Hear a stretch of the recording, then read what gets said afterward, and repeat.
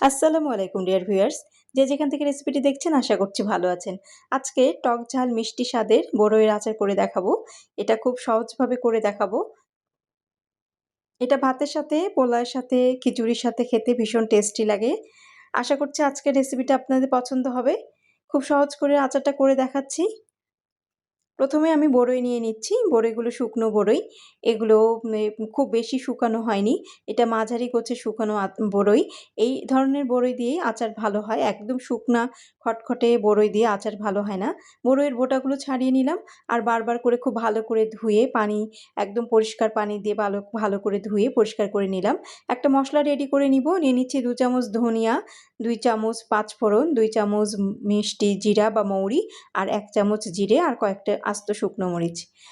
বড়ইগুলো খুব ভালো করে কষলে বড়ইয়ের আটিটা বের করে নিচ্ছি, তাহলে আচারটা খেতে ভালো লাগে। শুকনো মরিচটা টেলে নিলাম। এরপরে পাঁচফোড়ন, মৌরি, জিরে আর ধনিয়ার এগুলো সব সুন্দর করে আমি টেলে নিচ্ছি। এটা সামান্য টেলে নিতে হবে, বেশি টেলে তিতে করে নেওয়া যাবে না। বেশি টেলে নিলে পুড়ে যেয়ে তিতে হয়ে যাবে। এজন্য একটু সামান্য পরিমাণ টেলে নিলাম। আচ্ছা, এটাকে আমি এখন সুন্দর করে গুঁড়ো করে নিব ব্লেন্ডারে। আর এদিকে আমি মূল রান্নায় চলে যাচ্ছি। সরিষার তেলের মধ্যে দিয়ে দিলাম আদা কুচি, রসুন কুচি, সব আমি হাফ চামচ করে দিয়েছি। হাফ চামচ দিয়েছি পাঁচফোড়ন আর ৩-৪টা শুকনো মরিচ টুকরো করে দিয়েছি। দিয়ে বড়ইটা দিয়ে দিলাম। এরপরে দিয়ে দিচ্ছি রসুন বাটা, আদা বাটা ১ চামচ করে, ১ চামচ মরিচের গুঁড়ো, ১ চামচ হলুদের গুঁড়ো, ২ চামচ লবণ, ২ কাপ দিয়ে দিচ্ছি আখের গুড়। আখের গুড় দিয়ে করার চেষ্টা করবেন। আর হাফ কাপ পরিমাণ দিয়ে দিলাম তেঁতুলের কাঠ। এটা দিলে আচারটা টক ঝাল মিষ্টি খেতে ভালো লাগে।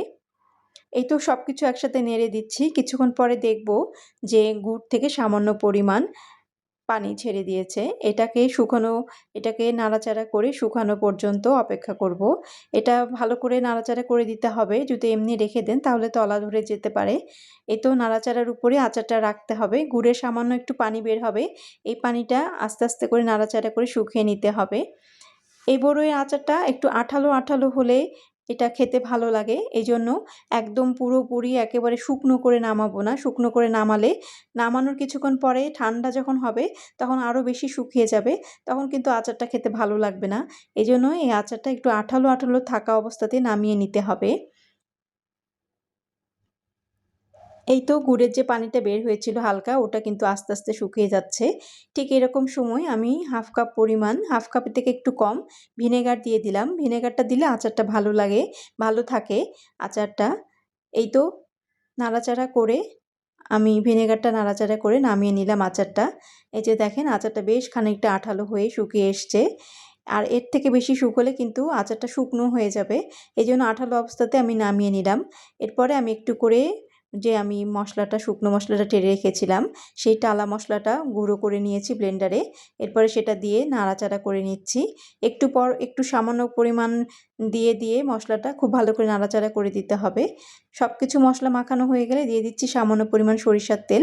সরিষার তেলটা আমি এখন একটু দিলাম, আবার যখন বয়ামে আমি এটা প্রিজার্ভ করে রাখবো, তখন বয়ামে ঢুকিয়ে রাখবো, তখন আবার একটু সরিষার তেল দিয়ে দিব।